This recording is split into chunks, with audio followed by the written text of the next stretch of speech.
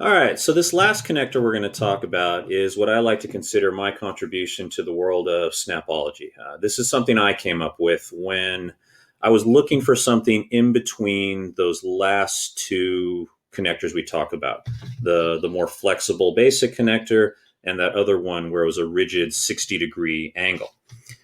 And so what I was looking for was something where I could fill in the gaps of, let's say I've got something where the angle was more than, let's say, 30 degrees. If the angle started to expand too far, these pieces would pop out and I'd have problems. And so what I was looking for was something that could fill this void.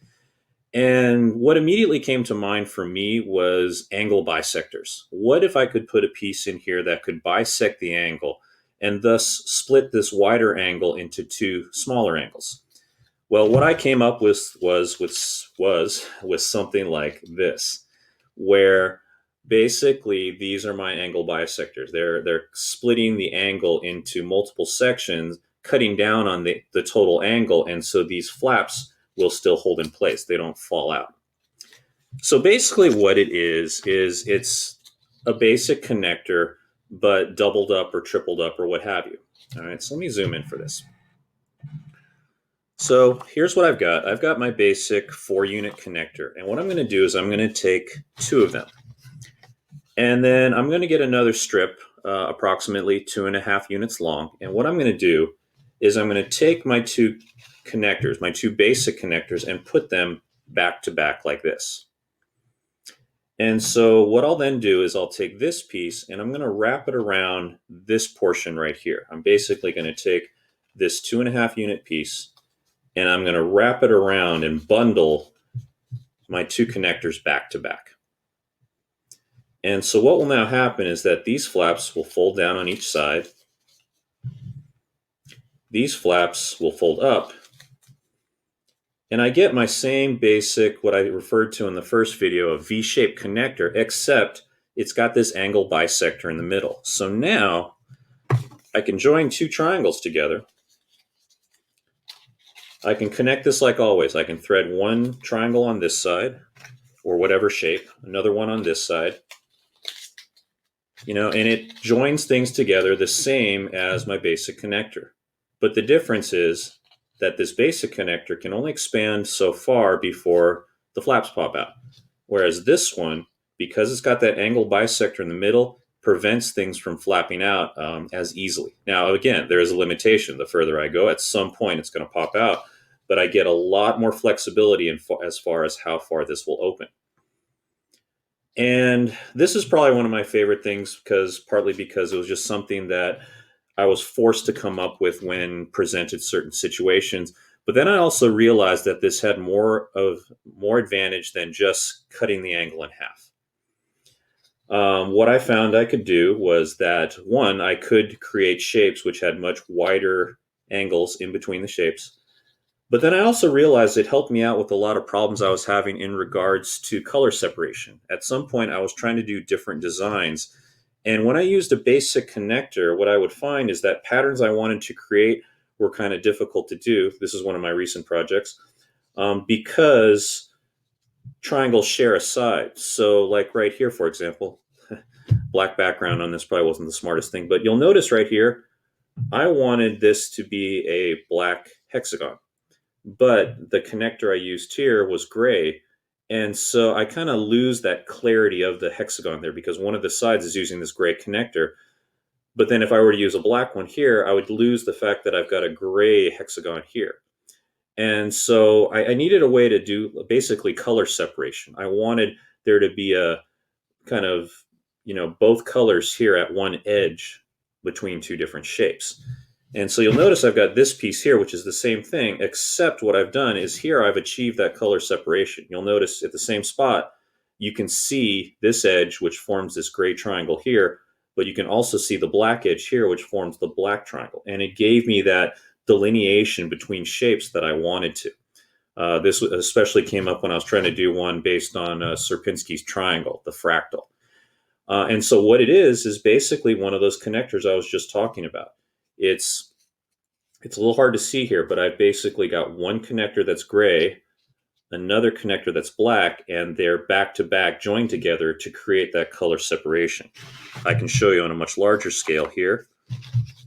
Is, let's say I'm trying to bridge the gap between, let me see here. Whoops, need to cut this. Let's say a pink shape and a white shape. Well, what I can do is I can take one pink connector and one white connector, do those back to back.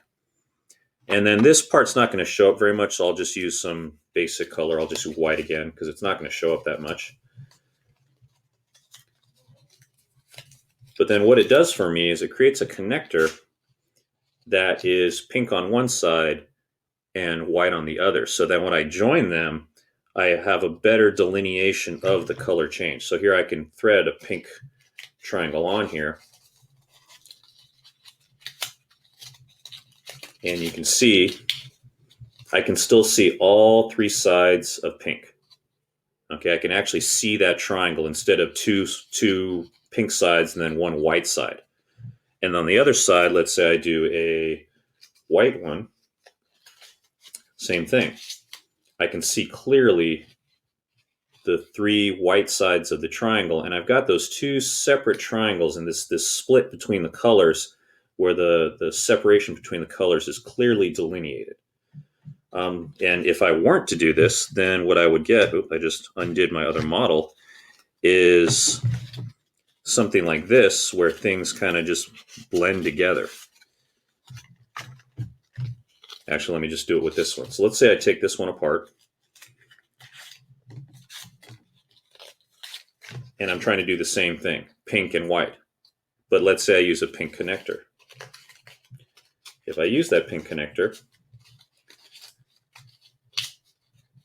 then I can see the pink triangle very clearly, but look what happens to the white one. The white one becomes two white sides and then one pink side.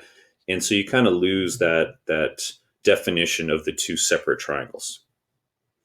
And again, it's just more of a design thing, but for me, it really solved a lot of problems when I was trying to create a very specific design.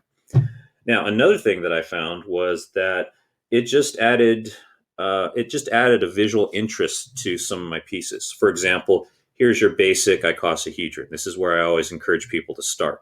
20-sided, all triangles, and just use this basic connectors. All the pieces hold in nicely, so there's no need for me to do this basically a double connector like I was showing you, but I tried to add it in. And what I got was just visually more interesting. Okay, this is the same shape, and the only difference here is that instead of using the basic connectors, I'm using that double connector, and it adds this little, the little angle bisector in between, and it just visually looks more interesting. If you want to take that further, you can do a triple connector and get something like this one.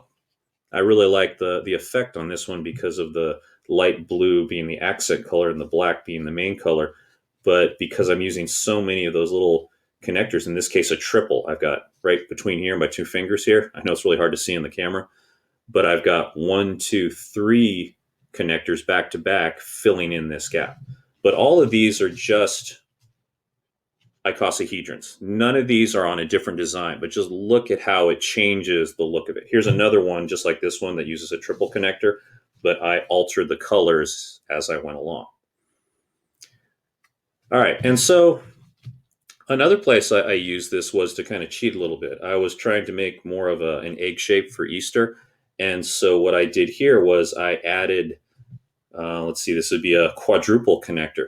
Not because I needed to bisect the angle or quadruple sect the angle, but because I wanted to add some length to the shape. And so what I got was this more egg-shaped piece, which, it's round from the top view, but on the side view has that more oval-looking egg shape to it. All right, so once again, this is the connector, okay? You basically take two of your basic connectors, hold them back to back, and then you wrap a 2.5 unit piece around it. So it looks like this. Okay, this unit folds down, this unit folds down, and these 2 units on either side fold up. You get the same basic V-shaped connector, but it's got an angle bisector in the middle. Now, like I was alluding to, some of these I went a bit further.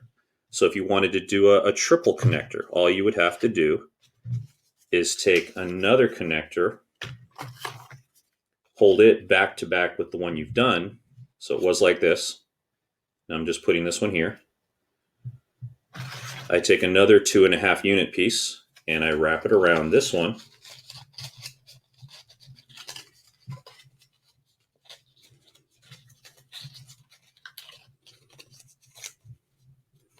Fold it all up the same way. I've got my same basic V-shaped staple, my V-shaped connector, except now the angle is trisected. Okay. Now, on the downside, unfortunately, through a lot of experimentation, there is a limit to this. You know, you could do this endlessly and keep going. Here's 5 connectors put together. 1, 2, 3, 4, 5 sections. And in my mind, when I did this, I thought, oh, this would be perfect. I could do any angle. And these would all splay out evenly and do that. What I found in the practical world is that that's not what happened. At some point when I went beyond like triple and quadruple connectors, that what would happen is that these pieces would have a tendency to clump together. And so I'd end up with something more like this, where the pieces all kind of clumped, and then just one of the angles would expand out and this would pop open. So you'll find that there are limitations to this, that in a perfect world, these would all just splay out evenly and equally.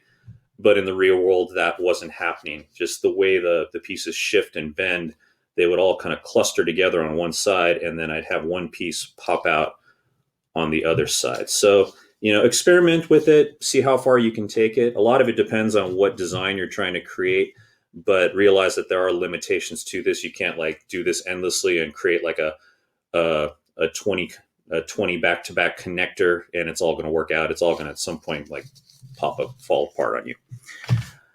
All right, so I hope you'd enjoy these videos. I'm hoping they give you a little more insight into some ideas for connectors in Snapology. Once again, the ones we've talked about are your basic V-shaped connector.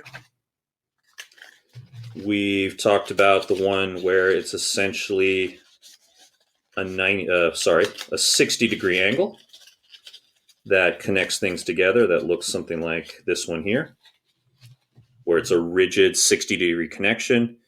And then we've talked about this one, which is basically an angle with bisectors. It's basically the connector, but it's 2 connectors back to back where it splits the angle in half and has that bisector in the middle. So I'm hoping you find these videos useful. Basically being able to pull out these connectors whenever you need them. And, you know, if you have a particular situation where you're trying to create something specific, you've got a particular connector that's going to help you out with that situation.